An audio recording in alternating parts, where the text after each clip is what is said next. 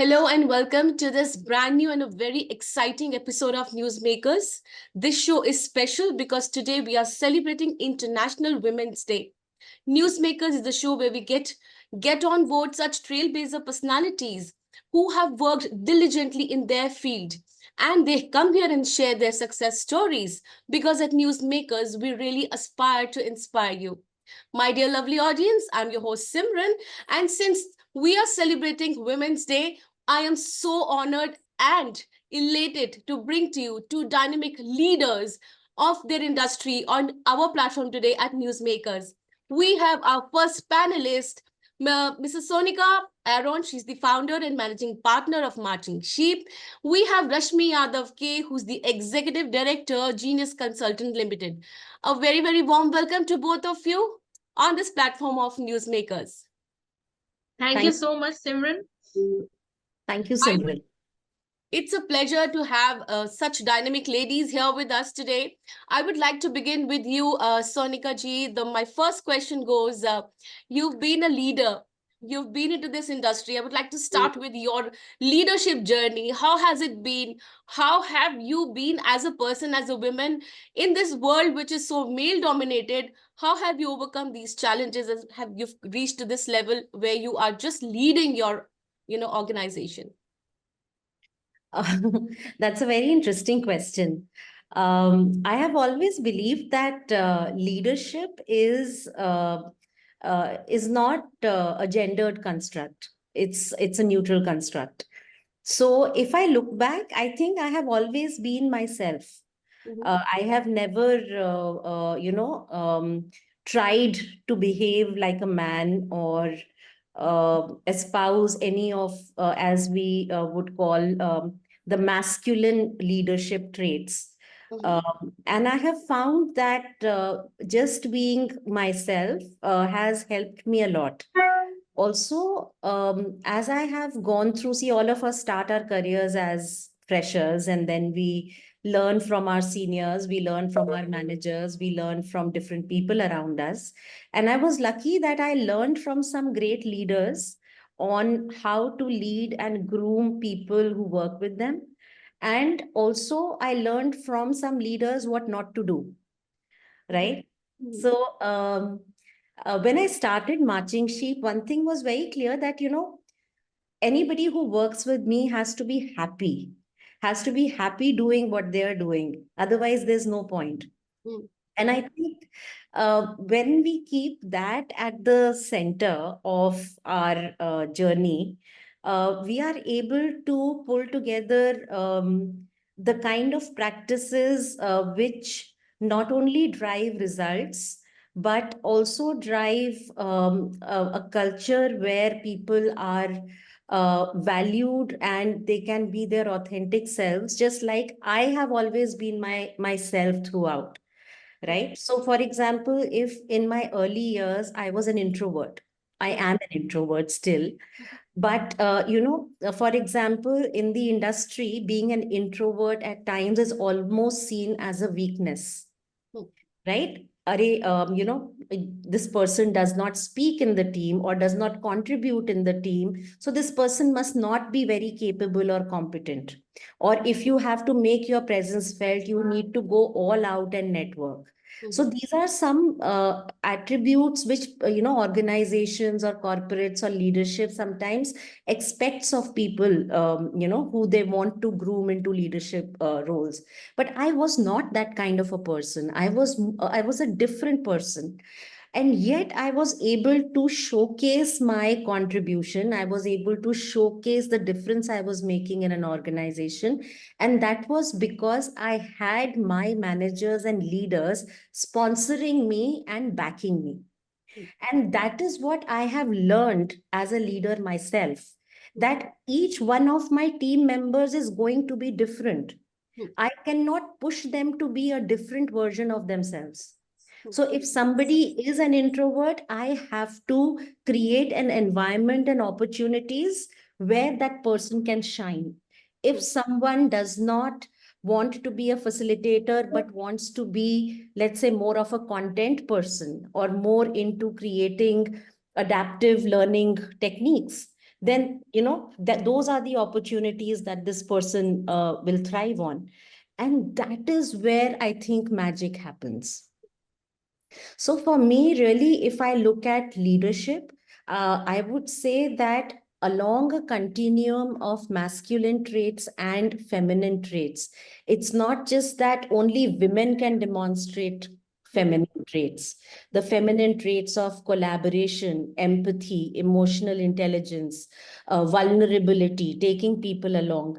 I have seen a lot of male leaders also demonstrate these. Correct. And the masculine traits, which are all about assertiveness, doing, control, and individualism. I have seen a lot of female leaders also demonstrating these because they've come under pressure to behave like a man, right? So I think it's a continuum, and we need to learn to embrace who we are. So when you just now said that even a woman is supposed to be commanding, so somewhere we see like No, I'm not saying supposed to be commanding. I'm saying the expectation, because there is a stereotypical expectation of a leader, yes, yes, right? And yes, sometimes women succumb to it. yes. Hmm. Because this being a leader, you really have to be commanding, or maybe people have to adhere to you, or maybe they have to look up to you because you're leading a huge organization or a huge team. So I totally agree to what you say. I would like to now speak with Rashmi. Yeah. You've been into the industry from past 15 years and more than that, and you're carrying the legacy of your father. You Yes. are an executive director of Genius Consultant. Now reaching to this level, how has it been for you? Like, you always looked up to your father? What, like, you always dreamt of being here? Please tell us about your journey till now.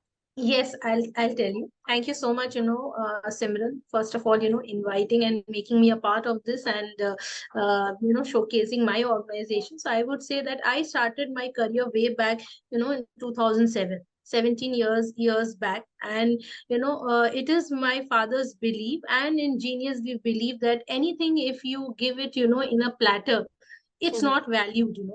It's never valued. So you have to work through the ladder, and you have to from the grassroots level you need to start. So I joined, I had seen this company grow and take its shape, or even born in front of us, while we were kids, while I was maybe even that time I didn't had the knowledge, 5 years old. That time I saw this company taking emerging, and being born, this idea of Genius Consultants being born, so in the house itself. So for us, Genius was like a part of our family, a third Amazing. Yes. third sibling, a third sibling. I have my younger sister also, so this was like a Wow. third sibling. Seeing your father giving the same amount of time that was supposed to be given to you is also being given there, nourishing, and everything happened in front of me. So I started from the executive level in HR, and I grew up there. So for me,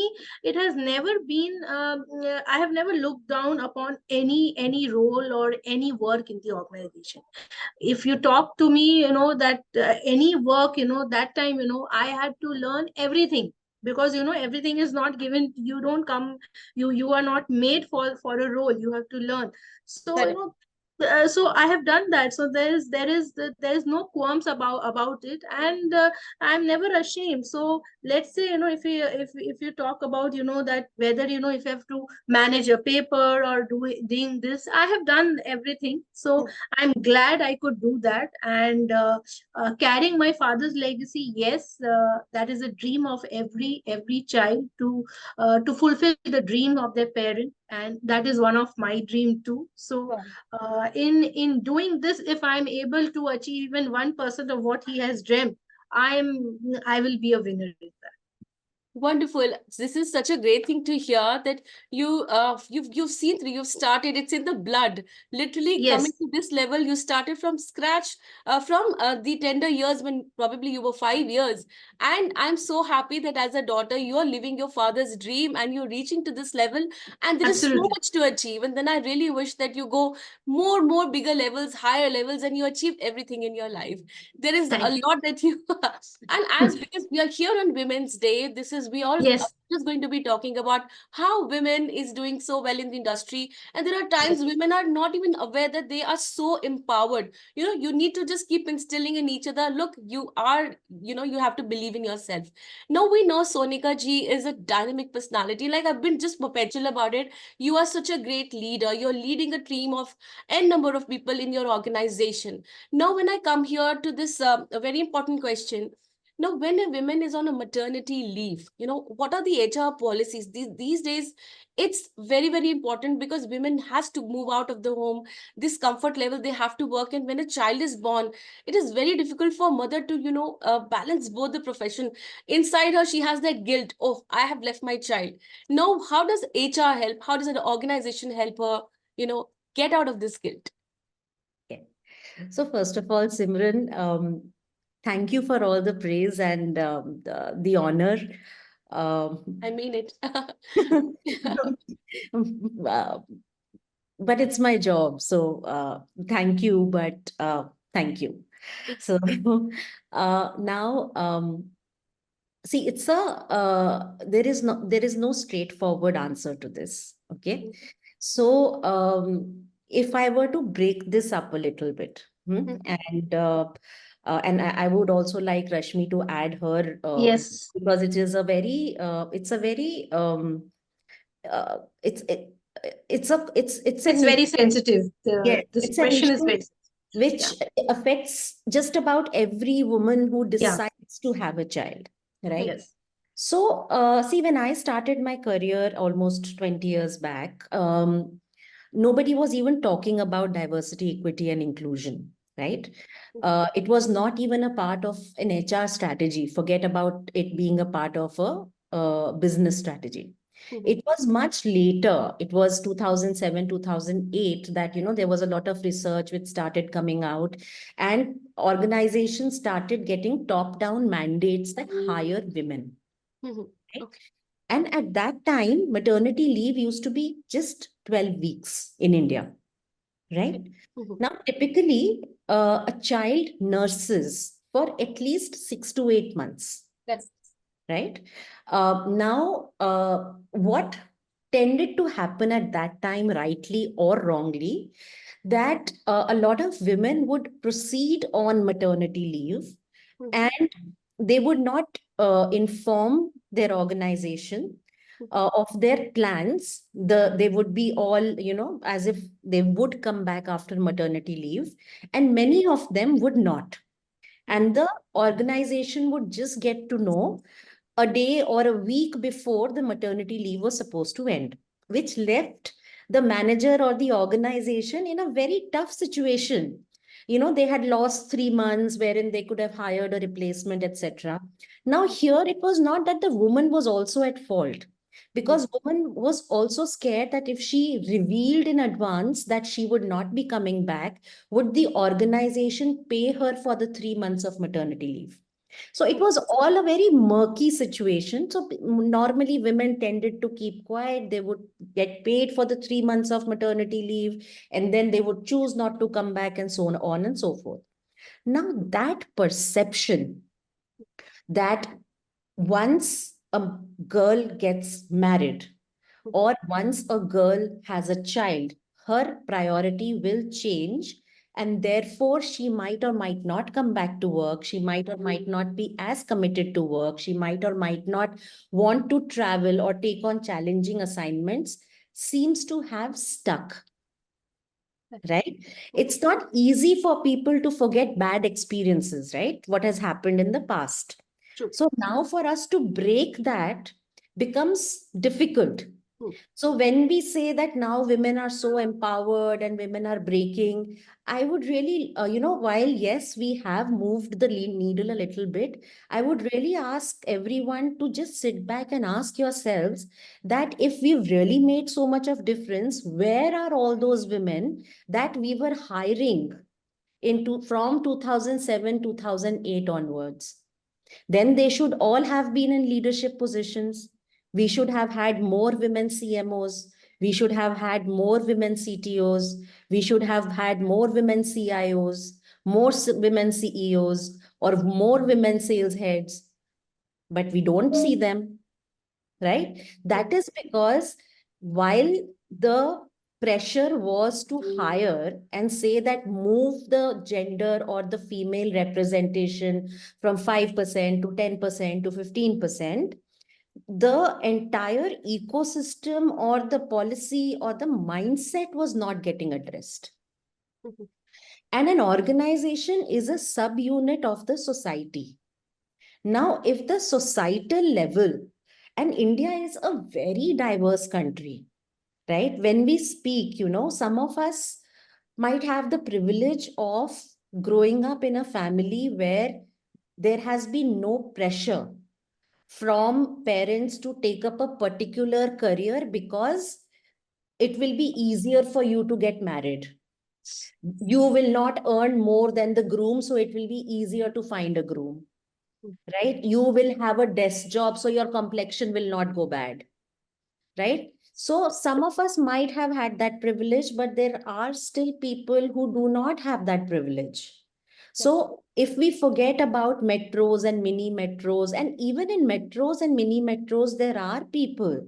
In fact, I recall almost just before COVID, I had done a session with a very well-known big, I don't want to name the consulting firm, but the consulting firm hired the creme de la creme from institutes. And I was doing a session for the women with 3 years or 4 years of experience. And those women were not willing to speak about their career aspirations in a common group. But each one of them came and spoke to me that, Sonika, there is pressure on me from my family to lose weight, Mm. to become fairer, to not do field visits because I should not go out in the sun, to to settle down, to get married, do not take a posting outside of India because they are looking for a groom for me. Now, when you are asking me what are your career aspirations, what do we tell you, right? Yes. So coming back to your issue, your question that maternity, I would say it's not just maternity. I think the sticky floor, as we call it, happens at different life stages of a woman. Even if the age is when it is considered quote unquote the right marriageable age, Mhm. between say 25 and 30, right? That can be a challenge if somebody is I have often heard of women say, I will not look for a job change right now because it will anyways happen after I get married. Now the question is, why would only a woman look for a job change after getting married? Why cannot her partner look for a job change? But that is a social conditioning that gets seeped in, Mm. right? That is one. Then the other is, of course, maternity.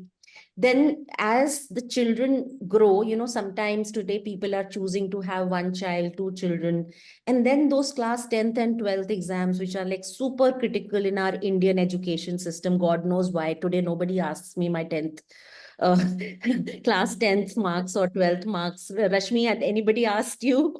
Never, never. But it is It so is high. very important. Yeah. My Yes. son is going through class 10th, and trust me, every day waking up at 5:30 and helping him. And my daughter is in class 6. Exam March, I tell you, is the worst month of the Yes. Yes. It year. is. So class 10th and 12th, and then aging parents. Why the assumption that aging parents, whether it is the woman's parents or in-laws, are Mhm. only the woman's responsibility? Right? So Mhm. I think a lot of these life stages today, and for no fault of the woman or no fault of the organization, Mhm. that is how our societal construct has been. Right. And as women, we have to take charge of breaking this cycle, Correct. right? And we have to make our partners allies in this. Exactly. Like I keep telling my husband that you are my partner in crime. And when I go and I, do a session, I very proudly tell them that, listen, I travel 20 to 21 days in a month. I have two children, one dog, two cats, and only one husband, right? And, it's fine. And I really doesn't bother me if anybody judges me that, array 10th class, 10th mein hai, and, she is not at home. And she has a class 6th mein, she has a child and she's not at home. I say, I don't bother, but then I have an ally in my husband, right? I have an ally in my mother-in-law. I have an ally in my team. But I had to make this choice of breaking the cycle and Correct. not succumb, Exactly. right? And the same thing, I think, in organizations, sorry for the long answer, that in organizations as well, there is an option that you continue to do what is happening, or you start to question status quo.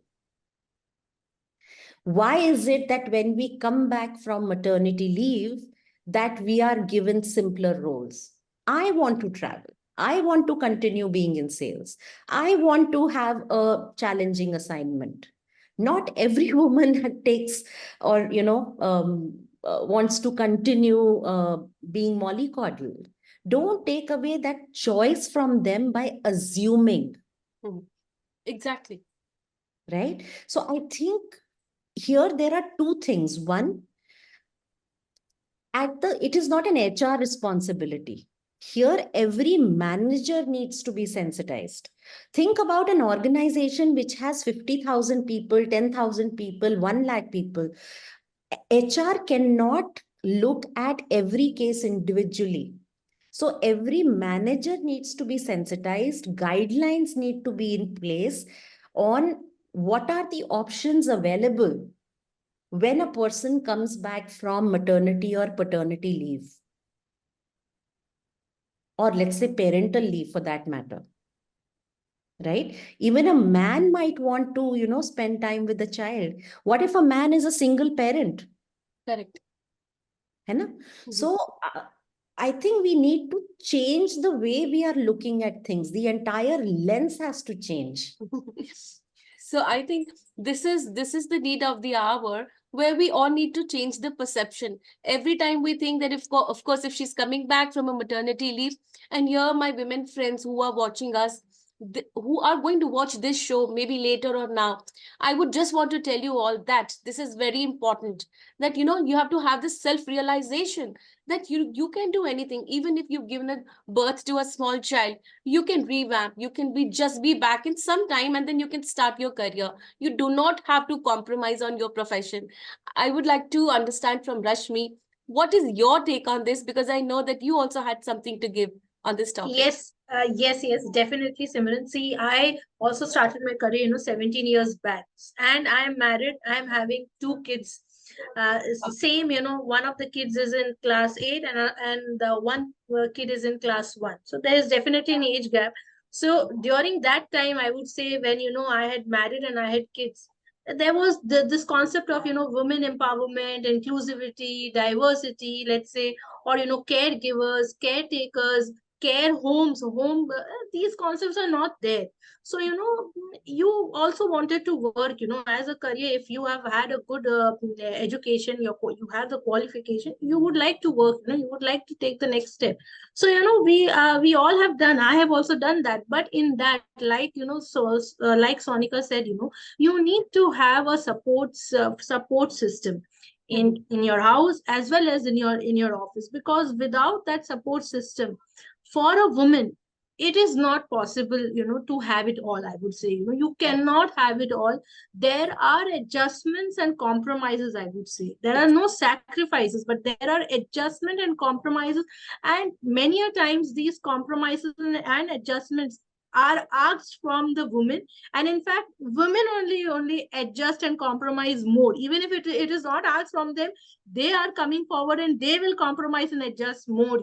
Yes. So I would say, and who can be all these, your support system, like rightly pointed out by Sonika, that it will be your parents, your parent-in-laws, your husband, definitely he is your partner in crime, your kids also, because for those times when you are not there, the kid needs to understand that yes, they will not find their mother, the Yes. mother will not be there. So Yes. they have to go to the caretaker who is there, or your helpers, caregivers, and of course finally your colleagues with whom you are working and interacting every day. They also need to understand that she is a mother. That colleague is also a mother, because unfortunately in Indian context, woman plays many roles, whether mother, daughter, wife, wife, then the The daughter-in-law. So there, multitasker. yeah, Yes. multifaceted role, I would say, Exactly. and all these role are very demanding.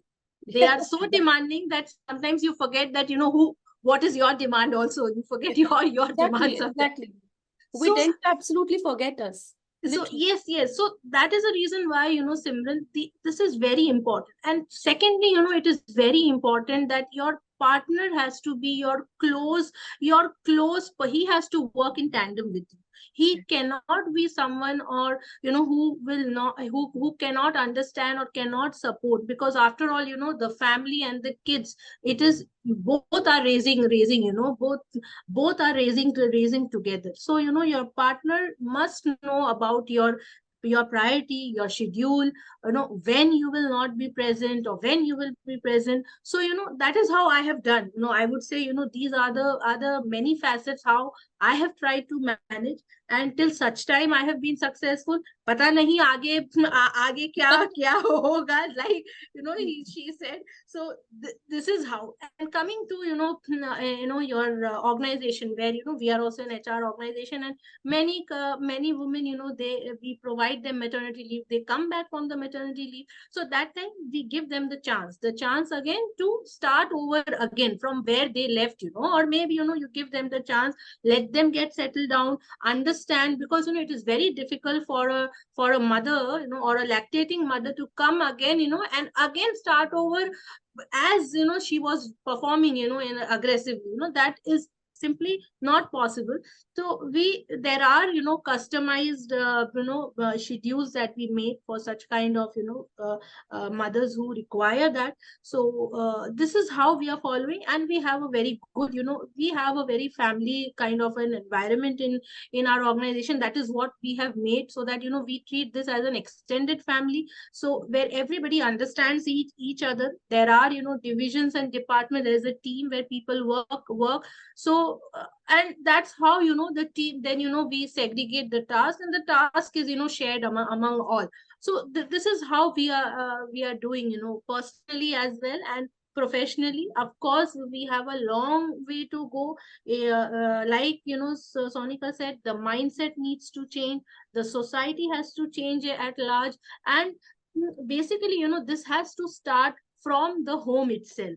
When we say this, it is like from the home, it has to start, because your biological clock and your career clock are never in together. They Same. can never meet. They are always anti-working. They are always parallel, tangent to one another. When you grow up in the ladder, that is the time your kids, they go into teenage life. They need you, your husband needs you. When you further grow up into your decision making life, then your parents need you. Maybe So these two can never meet, but somehow you have to adjust, compromise, and manage. There are heartaches, but there, I would say, there are no sacrifices, but there are heartaches, definitely. What a wonderful outcome that I've got for this particular question. So I would like to speak with my audience here. Now that you're meeting two very dynamic leaders, and both of them, they have really made it sure that you have to put your word forward. as a woman, you have to move out. You have to make your family. It starts from family, you know. You have to tell them that, look, I have to work. And of course, you do not have to just sacrifice on things which are very important. But it is important for us to put our word forward. We are of women of today. We need to work and we need to be independent. We are empowered women and we need not need any validation Yes. also. And Yeah. but you know, still we are at such a time now. This question is not HR. This is my personal question, and I, as a woman, I've from both of you would like to hear. Now, this time is such where everyone has to be like fit, healthy, fine, and you have to look like really in a good shape. Now, this has come as a, you know, challenge for every woman that you have to be in good shape. Now, again, you're managing your home, you're managing your profession, but still you have to look like, you know, a movie star. Now, this is a big thing for every woman. I'm sure all of us, we go through this. And Sonika ji, do you go through this? And if yes, how do you manage this kind of a trauma? Because you can't be looking, you know, perfect size, zero size all the time. You know, I have never been size zero. I have always been short and plump. I have been mocked and body shamed from the time I was a kid in school. You Okay. know, my nickname, I remember the first time it was in class 3 that one of my friends called me Motu. Okay. So I've never ever been size zero and I've never been even aspired to be. So, yes, it used to hurt when, it used to cross over to serious body shaming. And unfortunately, a lot of it used to come from extended family. Correct. They would not even realize it would come in the form of, this doesn't suit you, this doesn't look good on you, why don't you wear this and that. And so, beyond a point, one just stops bothering about it. So, again, a very funny example. When I became a consultant, somebody said, "Why don't you take image consulting as a this thing?" Because there is a certain image of how consultants need to look. There is a Xerox copy, right? Keratin straight hair, stiletto heels, pencil skirt, or something XYZ, wearing westerns, etc. And you should not wear, I think, prints, or there is a lot, there are a lot of do's and Exactly. don'ts, level 1, level 2, level 3, level 4, and all of that. And I was like, why can't I be just myself? I want to wear my the kind of jewelry I want to wear. I will have good hair days, I will have bad hair days. I don't want to waste my extra half an hour of sleep because I need to deck up. I don't want to put on makeup. I don't want to know what is BB cream, CC cream, DD cream, and which color suits me, which color does not suit me. I don't have that kind of time. So I just don't follow anything. I wear what I like. I don't put makeup even now. I don't even own makeup. Today, I get makeup tips from my 12-year-old daughter. So that's where we are. And when did I start looking after my health was January 2023, when my blood reports told me I was pre-diabetic. Oh, okay. That was when I said, wake up, because your kids are still young. So now you need to do some things to be healthy and fit, not because you need to fit into some jeans or you need to fit into some top, but because you need to be fit, you need to be energetic, you need to take care of your health. You can't become from pre-diabetic to diabetic and then, get all sorts of problems. So today, when I watch my diet, when I don't have sweets, or I make sure that I walk after every meal and I complete my X number of steps, I do 3 times workout in a week. It is not because I want to lose weight. It is just so that my HB1AC report comes okay every 6 months. Mm, Yeah. mm, So, so that's it. Now, I don't think simply because I am short and plump, my children don't love me, or my husband doesn't love me, or my clients don't respect me, or if I have a bad hair day, I will not do my session well, or if I'm wearing a sari with flowers on it, people will not listen to me. I just loved your answer. And this is what I really personally want all the women to understand. Being size zero is not that we look up for. We need to be healthy. And here I would like to ask Rashmi again here the same question. Because as Yeah. a woman, we all go through such like, body shaming and a lot of such things that we also go through. Have you ever faced it? Although you look in the best of your health, I mean, all of us look otherwise. Yes. But yes, but how have you ever faced such a thing that you should look like this? See, I would like to put it like this. For a woman, generally, it is very generalized that the looks go along with the woman, in whatever she does. Even if she is not working, looks matter a lot for women. मैं क्या पहन रही हूँ, कैसी दिख रही हूँ, क्या पहनना है, क्या कलर कॉम्बिनेशन होनी चाहिए. This is more important than, and generally she forgets that what is her for her what is important, she forgets. So this is something which all women should come out, right? Like Sonika said, I am also in my early 40s, so for me right now it is more important to feel healthy and look healthier. So there are lot many things that I also do now, maybe medication, yoga, some exercising, but I never go, or I never feel that what the third person or the second person is thinking about me or feeling about me. Because we we are a working woman, we have to come in the office and we have to work for the whole day. You don't know, sometimes you face with such challenges from your clients or maybe from your own people that you forget how you're looking, because generally you are so pissed off sometimes, and you're so in that mood, aggression or demanding mood, that you forget that even that, did I put lipstick or did I put any makeup or not.